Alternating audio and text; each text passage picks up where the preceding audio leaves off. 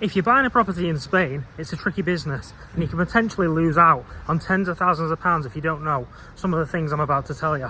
So if you want some of the top 5-6 tips and tricks when buying property in Spain, you're going to find them out today. Okay, so the first thing that I always harp on about, not just in property videos, but in Spain videos in general, just you'll hear me on all my videos, I say this all the time, is that people pick to come on holiday, people come pick to live somewhere, and especially when you're buying a property, is that people don't even know the area that they're buying a property. Ask yourself, really, how much of Spain have you seen and how many places have you been to for a significant period of time? I don't mean somewhere that you've been going for a week in July every year for 20 years, because it's not a true representation of what the place is actually like. If you're buying somewhere, I'm assuming you're probably going to live there for quite a chunk, quite a period of the year. So that would involve winter, spring, summer, okay? And to have a good understanding of what the place is like, you need to spend a lot of time in that place. So before you buy, make sure you're spending time in places 1, 2, 3 months, in winter, in summer, and don't just buy on the whim, and don't just buy because you've got holiday fever and you think it's great every time we go. Living and holiday, two completely different things. I know some people think that this advice is like obvious, but loads of people do it. You see it on television shows, you see it on A Place in the Sun, and they've been to this place one time, or they've been there for, okay, they've been there, going there 20 years, but they've only been for a week every year of that 20 years. So trust me, people buy because they get this holiday fever, this Spain fever, and they think it's great here, and then they buy and they go there at a different period of time and they realise, it's not what I thought it was. So yeah, just do your research, that's all.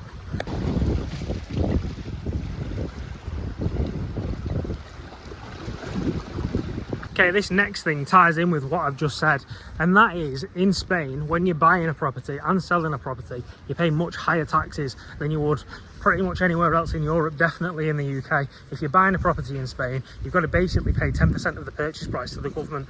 So that ties into my last thing, because if you don't do your research and know where you want to be, chances are you're going to sell up and move on. And when you sell, you have to pay high taxes to the government as well. So that's a very costly thing. And it's also time consuming and annoying.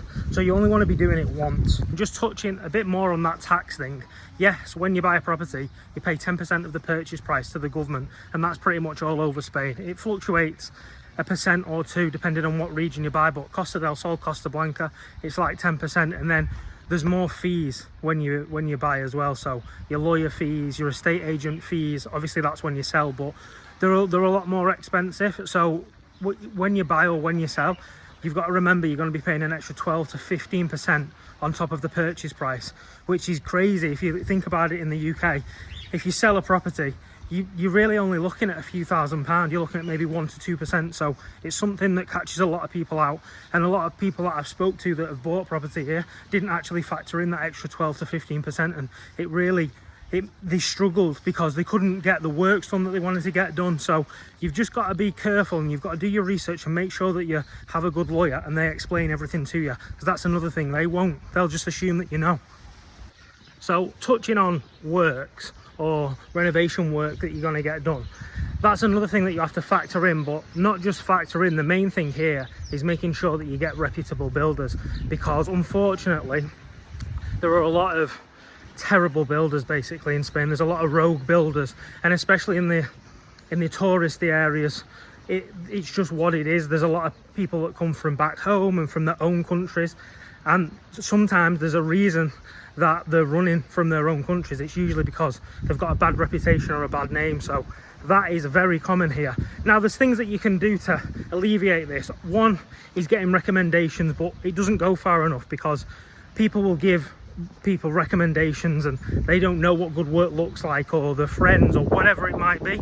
So you have to do the research yourself, and the only way you can do it is if you go and look at the work that they've previously done and speak to customers that they've previously had. And if they can't provide 2 or 3 samples of this where they can show you what they've done, and they say, yeah, go and talk to the customer, then I would stay well clear of anybody that can't provide that, because that's the only real way that you're going to know. I'm sure that you've heard, if you've been looking at buying a property in Spain for any length of time now, I'm sure that you've heard that back in the early 2000s and the 90s, when a lot of real estate went up in Spain, got built, and they didn't have planning permission for it. And this happened, and then the places got sold to tourists or whoever it was, and the only people that lost out on that was the people that bought the property, because it all went through legally, through an estate agent and through a solicitor, and then years later the government were like, well, they didn't have permission for that. So that's another thing that you need to watch out for, is dodgy estate agents and dodgy solicitors. Now, I'm not saying that they were all dodgy and that they knew, but a lot of the times they will not tell you that there's a problem with the property, or they'll overprice the property, because let's face it, they want to get the cut of the money. So again, the only way that you can do it realistically is doing your research, and if you know people in the area, or you know people that have bought, or you can make a connection with an estate agent and you genuinely trust them, it's just asking them and reading the reviews online and talking to them. Make sure you talk to an estate agent for an hour or two. Make sure you talk to a solicitor, get a feel for them. A lot of it's about judgment, but you do not want to be put with the wrong solicitor or the wrong estate agent, because they will tell you lies and it will cost you money. Another big tip right at this very moment that I've got is, if you're thinking about buying property in Spain but you're waiting for whatever reason, my advice would be to not wait, because it's just been published last week that Spain's the fastest growing economy in Europe at the moment, and you can feel it, you can see it when you're here, you can see it with the property prices and how they've been rising over the past 5-10 years, and there's no signs of it slowing down. It's depending on where you go in Spain, the property prices are increasing between 6 and 10%, and they're outpacing different parts of Europe, such as the UK, by double. You know, UK is looking at about 5% growth, Spain's between 6 and 10. So don't wait, buy, and if you need that money, then my advice is to just rent the property out while you've got it, because if you wait another 5, 6, 7 years, you're just going to be paying another 30 or 40% on top of what you've got, so you're losing buying power basically. And that, it kind of ties into a point that I wanted to bring up anyway, and that is, if you are going to buy a property here and you're letting it just sit for the time that you're not here, let's say you're here for 6 months of the year and you're not here in summer or whenever, if you're just letting it sit there, I just want to make you aware that you're losing potentially a lot of money, because in the summer months, in July and August, if you've got a furnished home in Spain in a tourist area and you're not renting it out, you're losing thousands, probably tens of thousands of pounds or euros over that summer. Now, if that's something that you can afford to do and it's not worth the hassle for you, then fine. But I hear so many, not just people that have got property abroad, but people that have got properties at home and they don't live there, and they're like, I can't be bothered putting it on Airbnb or Booking.com or anything like that because it's hassle. But the fact is, really, it's not a lot of hassle. If you're losing £10,000 to £20,000 in the summer because you don't want to put some clothes in a cupboard or move a bit of furniture around, etc., that's fine, but only if you can afford to lose the money. If you need that money, then you've got to be renting it out, man. It's so simple to do.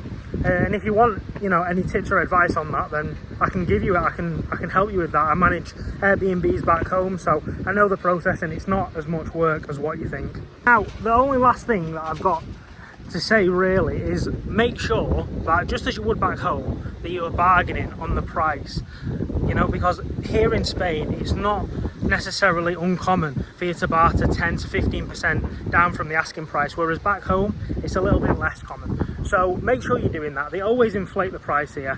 Get in with a good estate agent, make sure you make a connection, and that ties back into not rushing into it. And if you can come to a place for a few years, 5, 6, 7, 10 years, who knows how long you've been coming, and you can talk to an estate agent every time you come and you can build that rapport, you can just make sure that you're buying the right thing. And if you've built that friendship with them, then the less likely to rip you off, but the more likely to give you the property that you're looking for at the right price.